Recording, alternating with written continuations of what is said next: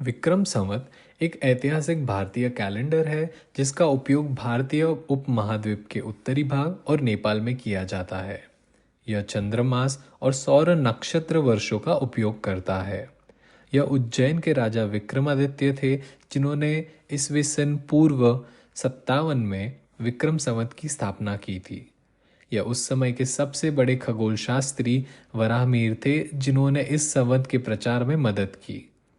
9वीं शताब्दी में पुरालेख कला के आगमन के साथ यह कैलेंडर प्रमुखता में आया। 9वीं शताब्दी से पहले एक ही कैलेंडर प्रणाली को कृत और मालवा के नाम से जाना जाता था। उत्तर भारत में चैत्र शुक्ल पक्ष की प्रथम तिथि से विक्रम संवत में नववर्ष की शुरुआत होती है।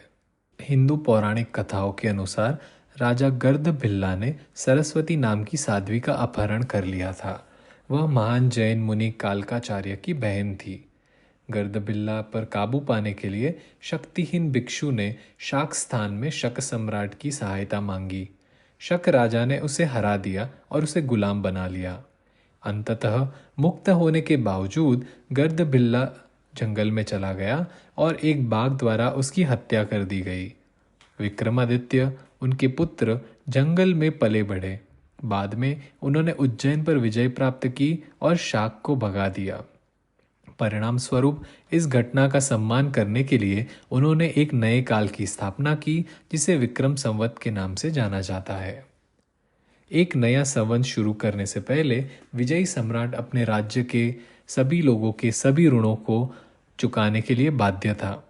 इस प्रथा का पालन करते हुए राजा विक्रमादित्य ने राज्य के खजाने से अपने क्षेत्र में रहने वाले सभी निवासियों के ऋण का भुगतान किया।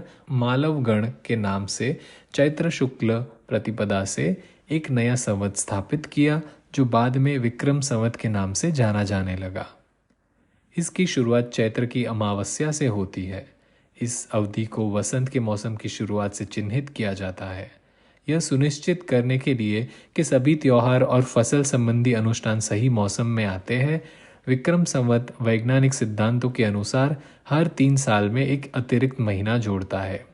वैशाख, ज्येष्ठ, आषाढ़, श्रवण, भद्रा, अश्विन, कार्तिक, मंगसिर, पौष, माघ, फाल्गुन और चैत्र 12 महीने हैं। विक्रम संवत को दुनिया का सबसे सटीक और वैज्ञानिक कैलेंडर भी कहा जाता है।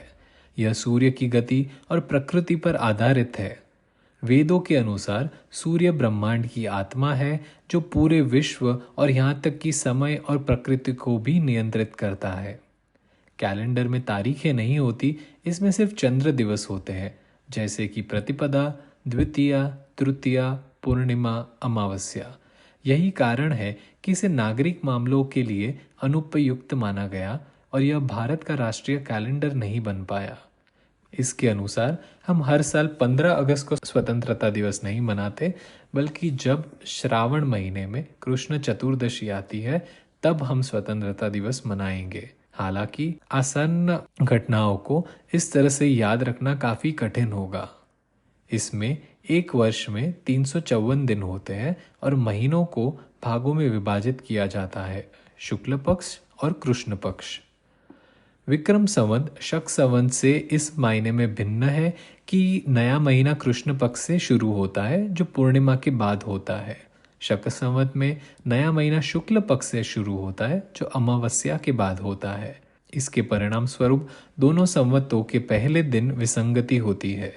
शक संवत का पहला दिन या प्रतिपदा चैत्र का शुक्ल पक्ष और विक्रम संवत का 16वां दिन है। शक संवत ईस्वी सन 78 में शुरू हुआ जबकि विक्रम संवत ईस्वी सन पूर्वे 57 में शुरू हुआ। शक संवत और विक्रम संवत के बीच 135 वर्ष का अंतर है। विक्रम संवत ग्रेगोरियन कैलेंडर से 57 साल आगे है।